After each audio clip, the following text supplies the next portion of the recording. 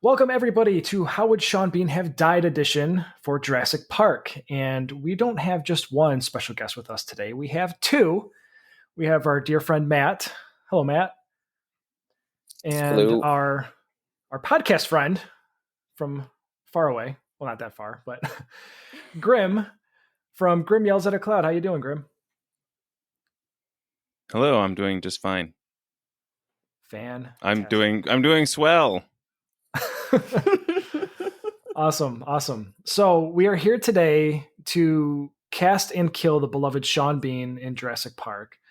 Before we get started, though, I do want to announce that I am giving away something special for users of Ko-fi, the platform to microfund and support your own creative adventures. I have 3 different 12-month gold memberships, and to earn one of those, you have to listen to our episodes, and I'll drop random codes.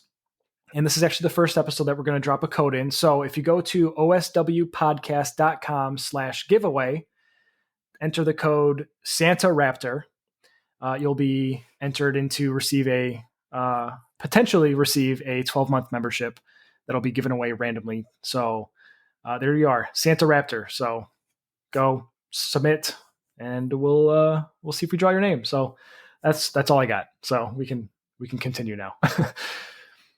So to kick us off, I do want to get Matt and Grim's thoughts on the movie Jurassic Park. So Matt, let's start with you as our resident paleontologist. All right. What are your thoughts about Jurassic definitely. Park?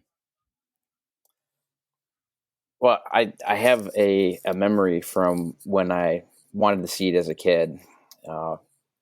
I couldn't wait. I mean, obviously, we probably all have memories of seeing the commercials and just being like geeked out, and that was definitely me. I remember my parents. They're pretty strict, and as a parent, never seen the movie. You don't know if it's going to be too much for like a 9-year-old to see. So I remember they went and saw it, and they gave me the approval, and we were going to go see this movie, and right as we're going into the movies, my dad kind of like leans over and he whispers to me and he goes, "Raptors come out in the aisles and they're going to get you during this movie." And I'm like, "Yeah, okay, Dad," because I'm a tough 9-year-old. Right. And he's like, "No, seriously, you're going to find out." And I'm obviously putting up a good front, but I'm sitting in my seat and I'm like, I don't want to sit in the aisle, there's I remember that, like my first impression of the movie. And then like, obviously we saw the movie, and it's just, I've been obsessed ever since. So just still enjoy seeing it even, to this day. So probably one of those, top 5 type movies that I would, watch over and over again and still be really entertained. So that's kind of what I remember the first time I saw it. That was just, and like, now there's not going to be any raptors, but I'm still terrified of them showing up somehow. So maybe you never know. Yeah. Never know. It's possible. All right, awesome. Mm-hmm. Yeah. So Grim, why don't we hear your take and nostalgia and thoughts about Jurassic Park? Well, this is a story I've never told before. I figure I should take off my glasses because I'm worried about them getting fogged up from all the memories and all the moisture that might bring about. Lots of moisture. I was a young boy once back in the day. I believe the year was 1993. I was standing next to a family bonfire, and I was like, "This is all life offers. This is the entertainment here." But then I'm remembered. I think I saw this commercial about this Jurassic Park movie, and I really wanted to see it. But flash to the future, we moved, and we didn't live near Bonfire Place no more, and bigger possibilities. But then mom was like, "No, them boys can't see that movie. It's too scary."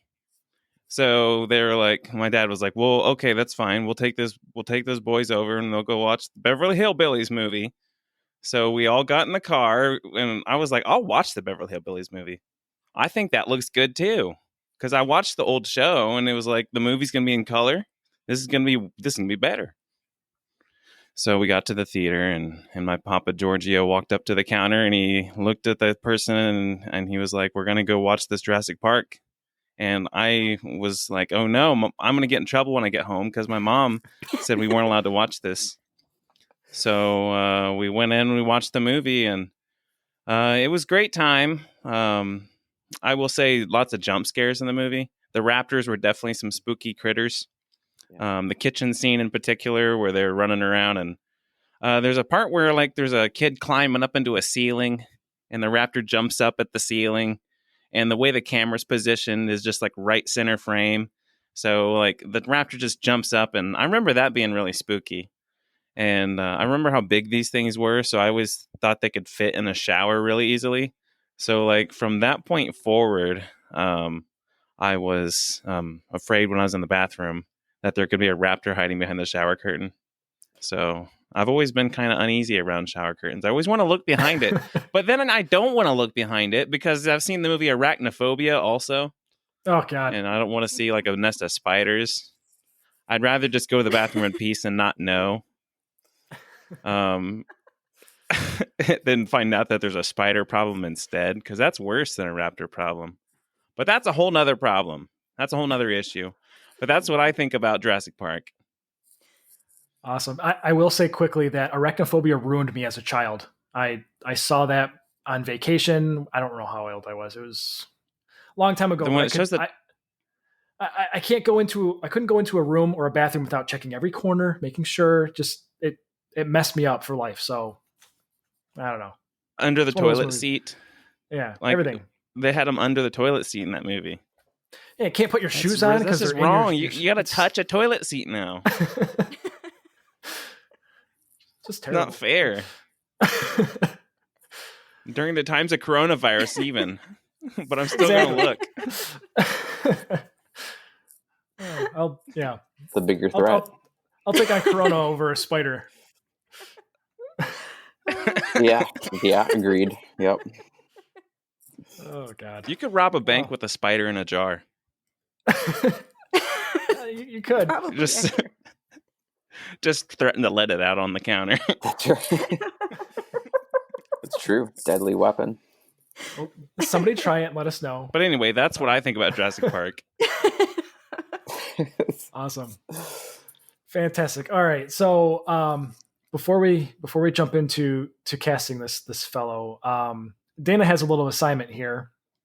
So she needs us to describe.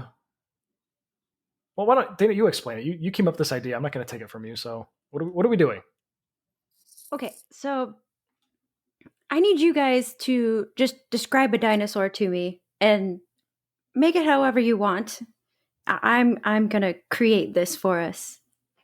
So like features like all right, it's got a long neck, like a brontosaurus.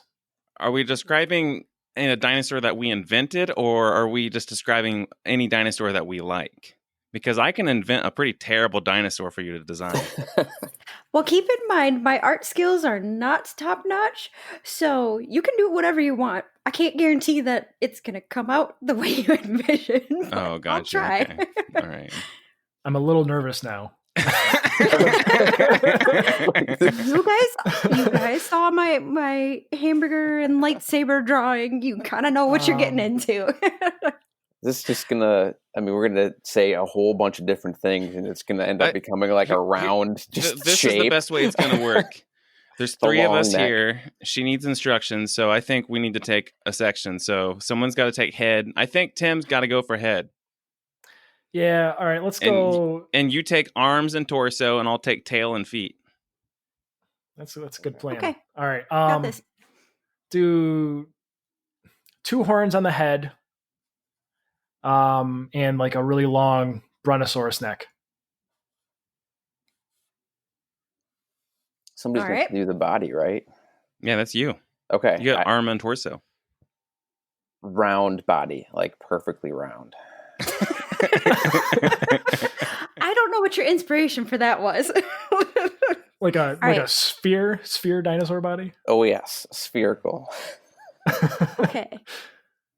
So before I add the round body, are you in charge of arms or front legs? And arms. Okay, Front legs. arms. Front legs. Yeah, front legs. I I call my dogs front arms. Their arms. Their arms. Yeah. Yeah, I would do the same thing. I mean, it could be T-Rex arms. That's true. What kind of? Yeah, is this thing standing or is this a stander or is this a walker? The physics of this could be. Or I mean, intense. is this a biped or a quadruped? Ooh, I think Should we gotta go with T-Rex style arms. So this is a biped. Yes, I think it has to be. So what a strange evolutionary choice for a biped to have horns on its head. It's okay. This is gonna be awesome. It's gonna be stabbing even taller things right in the neck. That's gonna be some vicious stuff right there. It's literally designed to get things in the neck. All right. It is a shank machine. Shank machine. The shank machine's broken. That's a prehistoric McDonald's. Ooh, this is so terrible so far. This is so good. You need to whatever you had set for the image for this episode needs to change right now. I'm telling you. Well, it's done. It needs to be this. We're gonna scan this picture. We're gonna scan this picture, and I'm gonna post it online with no context whatsoever, and just see what happens. How much space do I have for the legs? Yeah, I mean, you're gonna need I'm gonna probably draw this while we're talking. So you just tell me, and I'm gonna make you'll rework it into something more magical. Yeah, it's. Are you done with the torso and the arms? Mm-hmm. Okay. All right, for the legs, I want it to be basically like really kind of straight Hulk Hogan legs. And I want it to have like even like Hulk Hogan's like wrestling undergarments on. And then its tail, I want his tail to actually be a flexing bicep or like an arm flexing.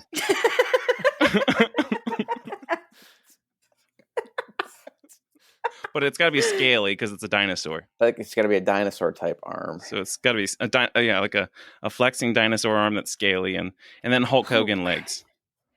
All They got to be really muscly. I'm gonna do my best on this. So, you guys, this might not be done till the end, but I'm just just letting you know.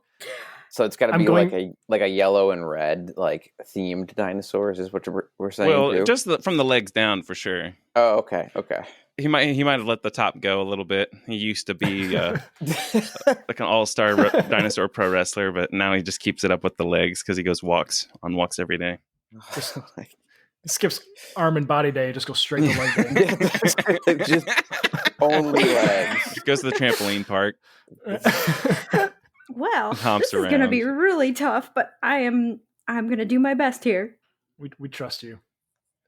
You should never trust me. I went to a trampoline park recently, like within the last 2 weeks. Oh no! And I will say it's when is anyone 35 yet? Anyone past that age? All of us. Yes. Okay. Well, I'm 35, and I never imagined that I was going to be like a middle-aged, somewhat overweight man flying through the air over 6-year-old kids. But it was a great time. Majestic, I think is the word you're. Yeah, I didn't fall that much, just a couple times. That's impressive. A wrecking ball. That's a lot. Yeah. Hey, 35-year-old men, 36-year-old men, we can all have fun still, right? Yeah. Oh, yeah. Yeah, I guess that's true. This is very, very true. Okay. Man, we've gone off the rails. That is okay. This is actually giving me more time. So, are you gonna keep working on it while we start going into this, or are you ready? Yes, and mine's gonna go last just because I have to have this to go. No, she's adding sheets to it. there's well, actually, I mean just one part. Okay. All right. So let's get to this. Matt, I think we're gonna start with you. I'm curious, how would you cast Sean Bean, and how would he ultimately die? So give it to us. Okay, so lots of thought into this. I think he's got to be a new character, and I think it might add to the beginning of the movie a bit. I think we have to see him in a really stressful job, something that just hates, wears on him. Just he's really having a terrible time, and he's just kind of looking around. He's not having a great time, and he sees an opportunity to work with dinosaurs. Sees this opportunity. He's like, as a kid, totally into dinosaurs, loves them. This is his chance to change his career, put his life on track. So he gets the job. He gets the job, and his nerves are a little rattled. So he wants to work with his favorite dinosaur. The Brontosaurus. That's the fossil, but the Brachiosaurus, right? As the long neck, as the alive dinosaur, right? So he gets the job. He's a caretaker for him. He's kind of like working with them, and I think we can kind of fast forward to that glorious shot in the movie where they're in their Jeeps and they're seeing dinosaurs for the first time, right? They're, all of our main characters are there and they're in awe. And there's Sean Bean, his character. He's up on kind of a lower branch of a tree, and he's kind of working with like one of the babies right there, and he's got like a leaf, and he's just having a great time. Like all the stress and cares from his previous career gone because he's just working with his. I mean, this is amazing, right? We remember the feeling we saw, when we saw dinosaurs, right? Even in the movie, right? So he's on this branch. We're seeing the Jeeps are out there, and he's having a great time. And T-Rex jumps out, just swallows him whole. Done. all that. I was gonna die. If I was gonna die, it'd be by a T-Rex. All that setup. Just start of the movie. Everything's great, feeling wonderful. We're just, dinosaurs are amazing. We've done such a great job bringing them back, and carnage right away. I kept thinking, is the Brachiosaurus gonna like knock him out of a tree? Is he gonna fall? Attacked by a pterodactyl? He got a lot of backstory for such a throwaway death. He's wanting the job. He got the interview. He got the job. Yeah. Everything's going great. He's making a connection with a baby dinosaur. Yep. Yeah. And just a midday snack. Went home, told his wife, I finally got my life turned around. You can be proud of me again. That's right. Yep. I mean, you can kind of I got real detailed too with, it's like his arms outstretched, and like there's just teeth behind the, like you can still see his arm hanging out. His kind of like expression, and then he's just over black. Oh. Didn't see it coming. That's what I came up with. That's pretty good. Awesome. All right. I appreciate that one a lot. Well, it goes with those Grim, jump scares, right? Yeah. Yeah, that came out of left field.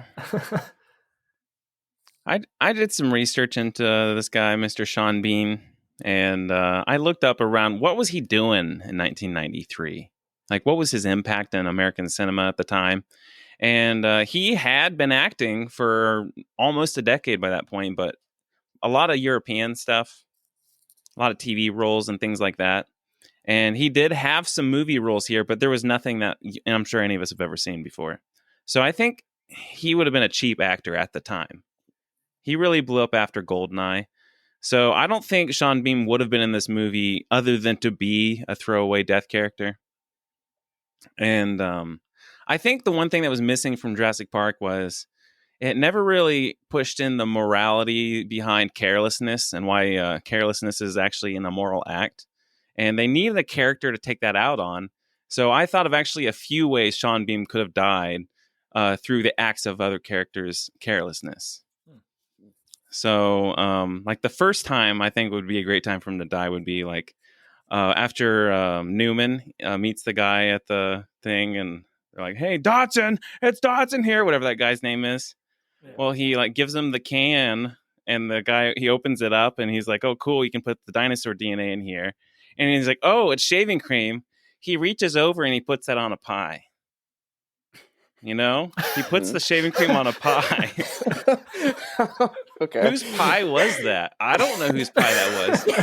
The morality of this movie is everyone leaves the scene. Sean Bean comes over. He loves pie so much. He loves whipped cream. And he forgot, the pie he ordered didn't have whipped cream on it, but he loved it so much it didn't matter. He scoops it all up. He takes the biggest bite you can and immediately dies from poisoning from the whipped cream. And then the music, when the music transitions, it just goes like bum bum bum bum, because it's got to push in that moral of carelessness. But that's probably the best Sean Bean death I have heard yet. That's incredible. Died by shaving cream. But that's a little early in the movie. So, I mean, there's another scene where carelessness could have killed Sean Bean that led to another character's death too. It's like a double whammy. But remember when they sent that lady into the woods and they're like, "You better go out there and turn on them light switches so we can get out of this place." I think that's an exact quote. So she runs out there. Sean Bean is he's on the task force with the other hunter man. They're hunting for these velociraptors, okay? He has this brilliant plan. Velociraptors love delicious, nutritious arms. And I'm going to set this arm here as a snack, as bait. So when the raptor comes over, I'm going to shoot it in the neck. So this lady's going around. She's got her flashlight. She's clicking around in the dark. She's trying to find the light switches so she can save everyone. And she knocks over the arm. And she's like, "Oh!" And the arm, we think that it was like a horrible thing that happened, that the raptors ate someone and left it there. It was there on purpose. It was a trap for the raptors. So the raptor that was gonna eat that arm instead eats Sean Bean. It finds him and eats him because it wasn't in the spot where the bait was. And then when it comes up from its bite, it notices that the other dude's standing right there, and he's all like, "Clever girl," and she's like, "Clever? I didn't know you were here." But she eats him too.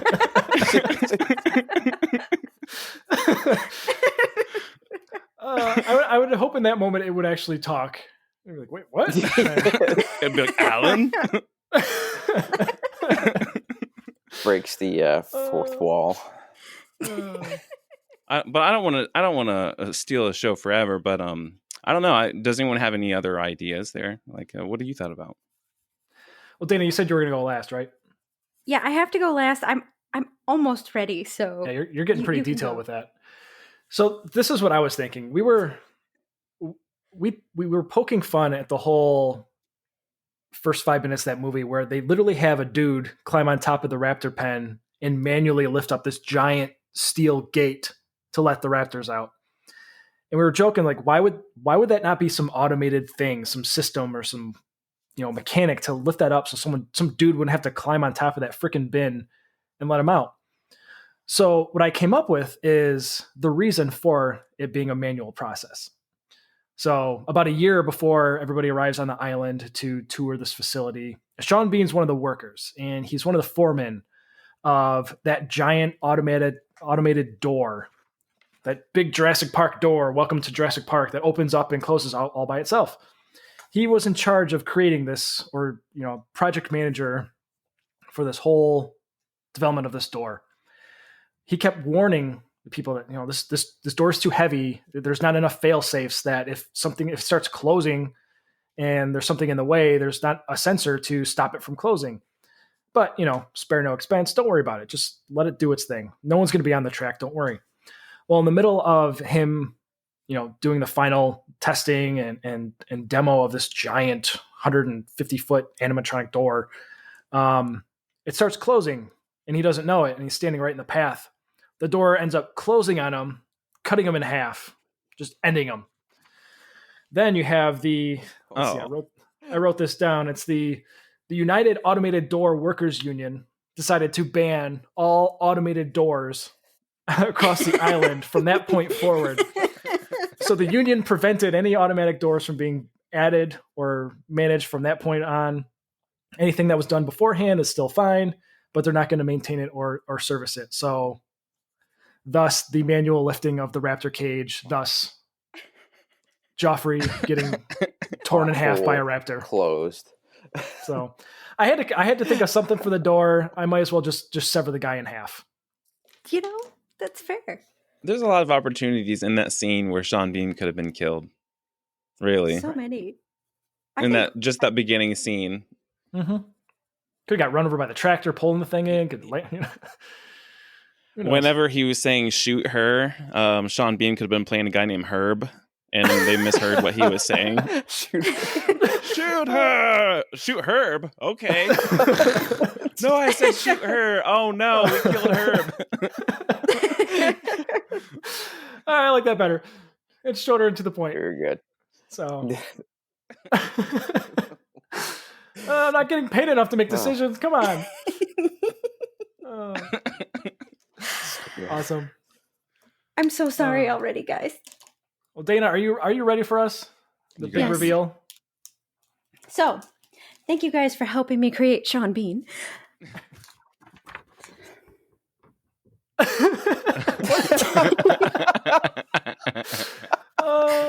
I think I nailed it for the most part. Oh my god! I tried my best. I think you hit it all. So that's amazing. So before we call that one finished, I think you need to add like a voice bubble to his mouth and just write "brother" with an exclamation point, and I think we're set. I think we're good. That's pretty good. What just happened? Hold on 1 second. My computer just went all crazy. Lose Dana again? No, I'm here. Okay. All right. Hold on. I must add this, and then I will explain where I'm going to go with this. So, better? That's awesome. So I cannot wait to scan that and just post it on Twitter and not say a word. I did it to everybody's specifications somehow or another, and the Santa hat was mine. So whatever. Tis the season. Yes. So I went total opposite of everybody else. Sean Bean is a dinosaur in this movie somehow. He doesn't have much of a part, but imagine his face on a dinosaur walking around and terrorizing people. Well, now I can. Or maybe. It's so much creepier. You mean rolling towards people? Well, he's only the roundest of boys, clearly. And he's going to beat the crap out of them with his giant arm tail thing. Because his tiny T-Rex arms aren't going to work here. So.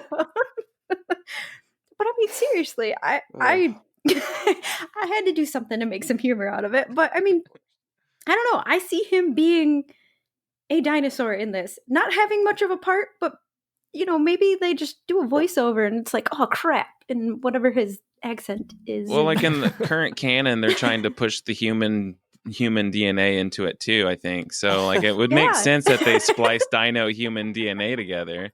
They spliced a pro wrestler with a dinosaur, sent it around. Only the best parts. Right. So, I mean, see, okay, so I guess I predicted the next movie without knowing anything about it. So there you go. But I'm pretty sure your prediction is going to be better than the movie will be. So Well, Just leave it. we'll see. But I mean, regardless, like I don't know. I don't know where he fits So in. I don't know what kind of dinosaur he is. He dies by rolling off to the sunset. I think that one would die from accidentally falling in the water. he can probably float. I mean, Yeah, he could probably float, but his head would like plug into like a sewer drain, and then he would be stuck. Oh, so he's top heavy, so he'll just flip upside down like a buoy and just can't right side him. His legs will kick for a long time. Right. And it'll just be a threatening arm out of the water, and people won't want to go mess with that. Like he's starting to punch me. Be like, what is this? I'm trying and to his save little you. flappy hands up at the top. Yeah. Oh my god. But I mean, like that's kind of where I went. I didn't feel like he'd have an actual speaking part, like, or maybe he That's does. okay. I don't know. But that would definitely speak to the whole like this is abomination thing that what's his name was trying to talk about, the chaos guy, Malcolm. Yeah. Mm-hmm. Yeah, he was trying to talk about how everything's an abomination. Well, So they what could was have literally had a Sean Beam dinosaur going like, "Help me, brother!" Next to their DNA guy that looked like Clippy. Yeah. Yes, exactly. Well, But I mean, seriously. I don't think we can top what we've come up with. Let's see it happen now. That's- The only other careless death I could think of, remember when what's his name was trying to go to the boathouse and get on the boat with all the DNA? Yeah. Newman, and then he ended up getting eaten by the splashy in the face monster. I can't remember what their dinosaur names are, so I just made up my own for him. So one of the things that happened before he got to Splash Your Face Monster's house was there was this sign, and it made the arrow spin around, and there were some legitimate instructions there. So he messed up the sign. Well, Sean Beam was just driving home from work. He worked at Jurassic Park's they're like the stand where they sell the teddy bears when you're leaving and stuff. The last to leave the island. So anyway, he gets to the sign and he doesn't know which way to go. So he ends up going the wrong way. And I think what happens is after the T-Rex eats the one Sean Beam up on the hill, like from his story, it takes another step down and eats this other Sean Beam from this story. So I got a taste for Sean Bean. I need to get some more of that. I can't figure out how he dies from that, but it's definitely from the wrong instructions. Yeah. Just carelessness, People this just totally checks out. People just causing the problems of others and not even realizing it. That's right. Selfish. Oh, I do have to add into this too, is that I decided, because I was trying to get some inspiration for a Sean Bean dinosaur. I actually was looking, and what did he do for Make-A-Wish? He made some type of commercial with dinosaurs and everything. And there's the Make-A-Wish, I think that's the Make-A-Wish Foundation. There's a corporate sponsor that was, trying to, get people to support it, obviously. And they built a ad campaign to promote Make-A-Wish, and Sean Bean was cast as the lead. And the story they built was this 9-year-old had this fantasy to create some action movie, and in his Make-A-Wish was basically to direct Sean Bean, and they had all these things like sword fighting, explosions, and one of the scenes was Sean Bean on a motorcycle running away from, it was like a T-Rex raptor hybrid or something. So there's a legit scene of Sean Bean with a dinosaur. So all supporting Make-A-Wish, so I can get down with that. Yeah. It does exist out there somewhere. Yeah, but if I was laying there with an ailment, I wouldn't be fooled. I'm like, man, you're in your 50s. Mail carriers who made a living out of walking and getting around, they're hobbling. You're not as active as them. You shouldn't be able to outrun a dinosaur. It makes no sense. I don't buy this. And also, who are you? Sean Bean, he looks like a guy who's going to always smell like aftershave and like he just ate a salmon. His breath's gonna smell. He's gonna smell like an old person. So what's he doing in a kids commercial? Kids don't ask for Sean Bean.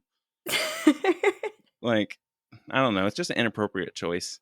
I don't think he knew he was in a commercial for the charity is what I think. I think they were like, Sean, we got a dinosaur action scene for you. We don't know what it's going to be for, but will you do it? And he was just like, yeah, hi.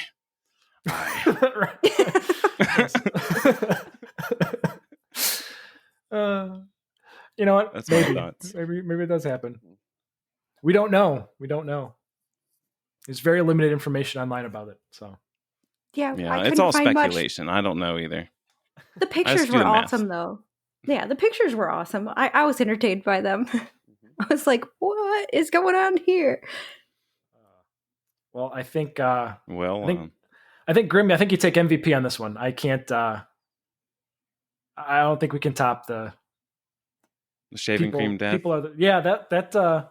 That's probably the ultimate. That Sean one Bean actually death right sounds there. painful. It does. Yeah, I think so.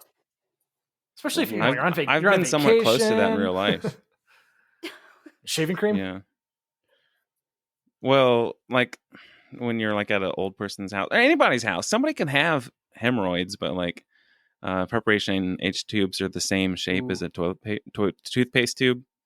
So if you're like brushing your teeth in the dark one morning and not paying attention to what you're doing, I know preparation H is not shaving cream, but I know it's probably still just as bad for you. To ingest, I imagine so. Yeah.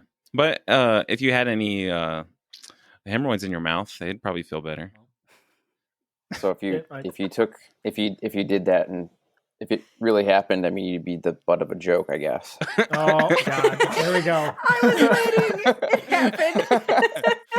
Oh yes. That would have been the end for you. This. Yes. Oh God! We're gonna stop this now before it gets off the rails. You know how this is gonna go. I'm just saying. I do. It's been off the rails. You're just stopping it from going into the children's schoolhouse now. Yes, exactly. So, Matt and Grim, thanks so much for joining us. Really appreciate it. This is always fun. I enjoy picking everyone's brains and finding out how insane we are to plot someone's death. But it's enjoyment, so I'll take it. So, guys, thanks a lot, and well, maybe we'll see you back for another one. Thank you. Yeah, awesome for sure. Have a good night, guys. Thanks a lot for listening. Bye.